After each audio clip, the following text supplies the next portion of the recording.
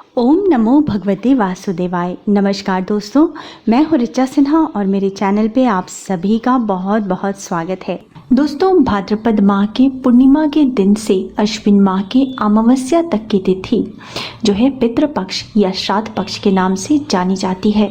यह वह समय है जब पृथ्वीवासी अपने पूर्वजों के निमित्त पिंडदान, तर्पण, दान आदि कर्म करके उनके प्रति श्रद्धा प्रकट करते हैं। इस वर्ष पितृपक्ष प्रारंभ हो रहा है 10 सितंबर शनिवार के दिन से और पितृपक्ष का समापन होगा सर्वपितृ अमावस्या के दिन 25 सितंबर रविवार के दिन। इस बीच में 17 सितंबर को कोई श्राद्ध नहीं किया जाएगा। वहीं पितृपक्ष अमावस्या के अगले दिन से अर्थात 26 सितंबर सोमवार के दिन से नवरात्र प्रारंभ हो जाएंगे।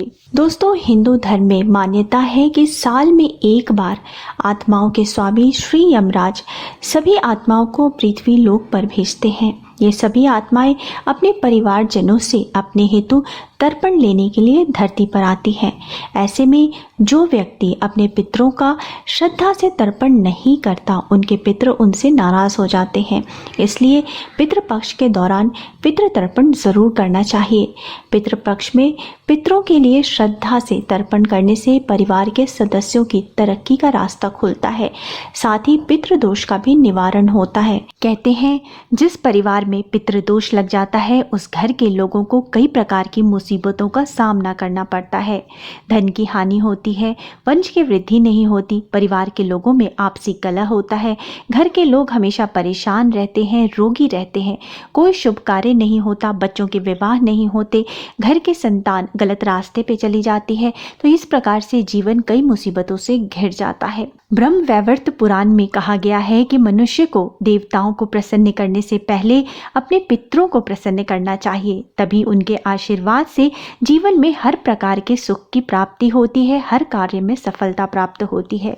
मान्यता अनुसार अगर किसी मृत व्यक्ति का विधि पूर्वक श्राद्ध और तर्पण न किया जाए तो उसे इस लोक से मुक्ति नहीं मिलती और वो इस लोक में आत्मा के रूप में भटकता रहता है। इसीलिए पितरों की मुक्ति के लिए श्राद्ध पक्ष बेहद महत्वपूर्ण माना जाता है। दोस्तों, पितृ पक्ष में हर दिन तर्पण करना चाहिए। पानी से दूध, जौ, चावल और गंगा जल डाल करके आप तर्पण कर सकते हैं। इस दौरान पिंड दान करना चाहिए। श्राद्ध कर्म में पके हुए चावल, दूध और तिल को मिला करके पिंड बनाया जाता है और पिंड को शरीर का प्रतीक माना जाता है। साथ ही पितृपक्ष के दौरान कुछ विशेष बातों का ध्यान रखना चाहिए। साथ ही धार्मिक मान्यता के अनुसार पितृपक्ष का समय पितरों को अर्पित है। ऐसे में इस दौरान लहसुन, प्याज, अंडे, मीट, मांस, मछली, शराब, सिगरेट, तामसिक भोजन आदि का त्याग करना चाहिए। पितृपक्ष के दौरान जमीन में उगने वाली सब्जियां जैसे मूली, आलू, अरबी आदि सब्जियों का सेवन नहीं करना चाहिए। इस दौरान चना, मसूर की दाल का सेवन भी वर्जित माना गया है। मान्यता है कि पितृपक्ष के दौरान इन चीज़ों का सेवन करने से पितृदेव नाराज होते हैं, जिससे हमें परेशानियों का सामना करना पड़ता है। साथ ही शास्त्रों में ये भी कहा गया है कि पितृपक्ष के दौरान तेल, साबुन, इत्र या किसी भी सुगंधित पदार्थ का प्रयोग नहीं करना चाहिए और जो व्यक्ति श्राद्ध कर रहा है उसको 16 दिनों तक ब्रह्मचर्य का पालन करना चाहिए और ना ही इस दौरान नए वस्त्र, आभूषण या किसी भी प्रकार के कोई भी कीमती सामान खरीदने चाहिए। साथ ही पितृपक्ष के दौरान किसी भी मांगलिक कार्य को नहीं करना चाहिए, कोई भी नवीन कार्य प्रारंभ नहीं करना चाहिए, कोई भी यज्ञ अनुष्ठान नहीं करना चाहिए, परंतु जैसे आप रोज घर में पूजा करते हैं वैसे पूजा आप कर सकते हैं।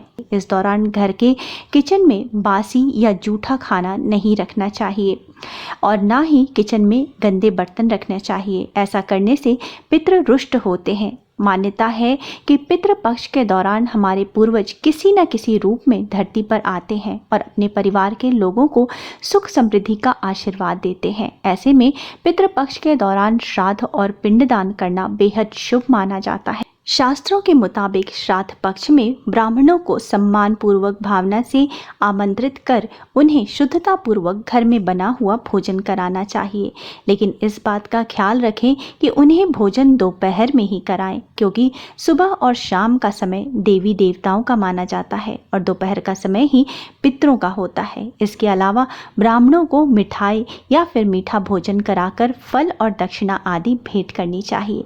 गरीब ब्राह्मणों को भोजन कराएं, साथ ही उन्हें सामर्थ्य अनुसार अंग, वस्त्र और दक्षिणा दे। मान्यता है कि ऐसा करने से पितृदोष से मुक्ति मिलती है। कहते हैं कि जितना ब्राह्मण प्रसन्न होगा उतना ही पितृ भी प्रसन्न होंगे और सुख समृद्धि का आशीर्वाद देंगे। दोस्तों, जब एक बार श्राद्ध की तिथि का चयन कर ले तो श्राद्ध करने के लिए किसी विद्वान पुरोहित को बुलाएं।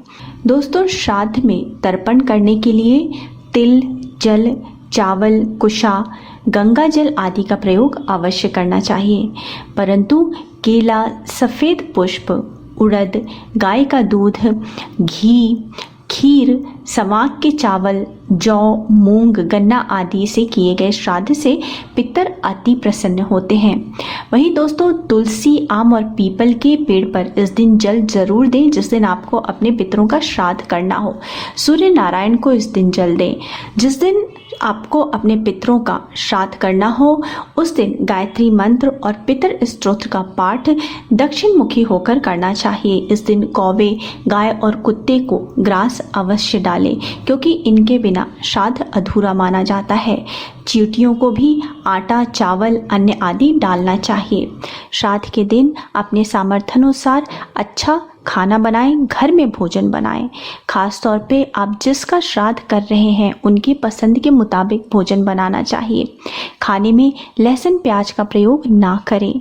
मान्यता है कि श्राद्ध के दिन स्मरण करने से पितृ घर आते हैं और भोजन पाकर तृप्त हो जाते हैं। तर्पण और पिंडदान करने के बाद पुरोहित और ब्राह्मण को भी भोजन अवश्य कराना चाहिए। ब्राह्मण को दान में दक्षिणा, वस्त्र, चावल, दाल, चीनी, नमक, मसाले, कच्ची सब्जियां, तेल और जो भी उस समय मौसम में फल मिल रहे हैं इसका आप दान कर सकते हैं। ब्राह्मण भोज के बाद पितरों को धन्यवाद दें और जाने अनजाने हुई गलतियों के लिए क्षमा मांगे। इसके बाद अपने पूरे परिवार के साथ श्रद्धापूर्वक भोजन करें। उम्मीद है दोस्तों आपको मेरा आज का वीडियो पसंद आया होगा। अगर वीडियो पसंद आया है तो वीडियो को लाइक कर दीजिए, परिवारजनों के साथ, दोस्तों के साथ शेयर जरूर कीजिएगा और मेरे चैनल को सब्सक्राइब करना मत भूलिएगा। मिलते हैं अगले वीडियो में, तब तक स्वस्थ रहिए, सुरक्षित रहिए और अपना बहुत बहुत ध्यान रखिए। जय माता दी।